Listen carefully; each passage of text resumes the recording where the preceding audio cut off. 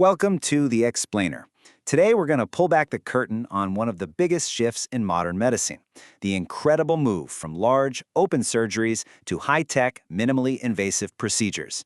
And it all starts with a very simple but really profound idea. This thought from over 100 years ago is really the guiding star for this whole revolution. It's a constant challenge to the medical world. Find a way to make the cure less of an ordeal than the disease itself. For a long time, if you needed surgery, you knew it meant a big cut and a long, painful recovery. The goal was always to fix the problem on the inside, sure, but the journey to get there has now become radically and thankfully different. So what was the big problem with traditional open surgery that made everyone say we have to find a better way? And what does this new solution actually look and feel like for a patient? Wow, when you put them side by side like this, the difference is just night and day, isn't it? We're talking about going from one massive physical trauma to a few tiny, precise keyhole entries.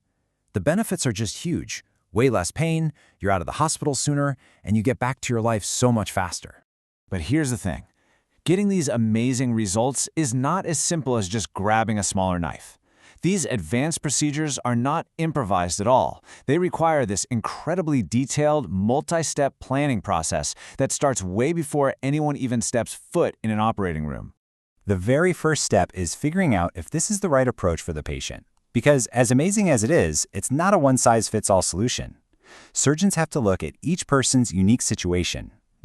Things like a lot of scar tissue from old surgeries, or even severe lung disease can make this approach way more complicated or maybe even risky. And this brings up an absolutely critical point. The technology, no matter how fancy, is only as good as the person using it. Experience matters a lot. The data is super clear on this. There's a real learning curve, and a surgeon's outcomes get significantly better after they've done around 20 of these procedures. It's a perfect marriage of high-tech tools and highly practiced human skill. The planning gets so detailed, it's kind of mind-blowing. It even comes down to exactly how the patient is positioned on the operating table. And this isn't just for comfort, it's pure science. Using gear like these stirrups, the team actually uses gravity to gently shift organs out of the way, creating the space the surgeon needs to see and work safely. Okay, now let's actually step inside the operating room. And let me tell you, if you're picturing something from an old medical drama, you need to update that image. A modern OR for this kind of surgery looks more like mission control at NASA. You can literally see the evolution of the technology right here. On one side, you've got your standard laparoscopic tower, basically a monitor and some control boxes on a cart. But on the other, you have the Da Vinci robot, which is a whole different ballgame. It's this complex system with three main parts: the console, where the surgeon sits and operates, a vision cart, and then the patient side cart with all the robotic arms. And check this out. This isn't just a random jumble of people and equipment. It's like a perfectly choreographed dance. Every single person, every single piece of tech has a very specific spot. It's all designed for maximum efficiency, to make sure everyone can communicate and move around without getting in each other's way. Okay, so the team is prepped, the high-tech room is set, but how in the world do they actually get inside the body without making that big traditional cut? The secret is that they have to create their own workspace.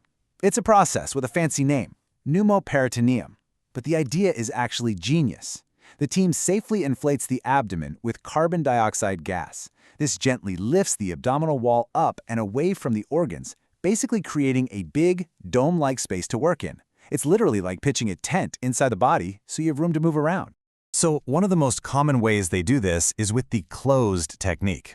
It uses this really clever tool called a Veress needle. See, it has this spring-loaded, blunt tip that pops out to protect the organs once it's inside. The surgeon runs a bunch of safety checks to make absolutely sure it's in the right spot. And then the gas starts to flow, and that workspace starts to form. But what if a patient has a lot of scar tissue inside from previous operations? Well, surgeons have a smart workaround for that. To be extra safe, they can use an open technique. They make a tiny incision just big enough to see what they're doing and place this blunt-tipped device, a Hassan cannula, directly inside. This way they can be 100% sure they're in the right place before they start inflating.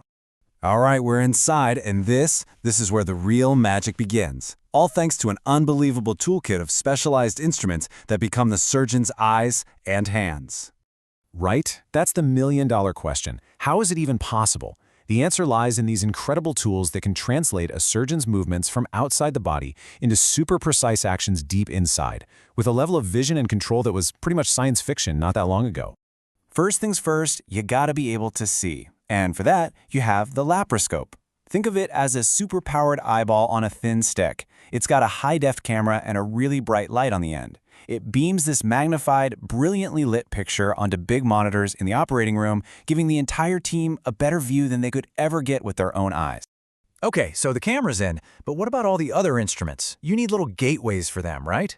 Well, that's exactly what these are. They're called trocars. You can think of them as high-tech doorways. They go through the keyhole incisions and have these special valves so surgeons can pass tools in and out without letting all that important CO2 gas escape.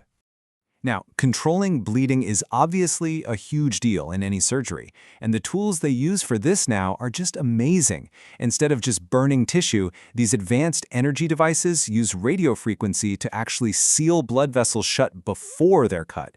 It is incredibly precise, there's way less bleeding, and it does minimal damage to the healthy tissue around. And then, what about putting things back together? Stitching deep inside the body through a tiny hole? That's where these laparoscopic needle drivers come in. And when they're controlled by a surgeon sitting at a robotic console, the range of motion and dexterity they have can actually be better than the human wrist. It allows for these impossibly fine, accurate stitches deep inside the body. It's wild. This whole revolution is far from over. We've gone from huge incisions to a few keyholes, and now we're seeing robots that can do a whole surgery through a single 1-inch incision. This journey toward a less harmful treatment is just going to keep going, pushing the absolute limits of what's possible in medicine.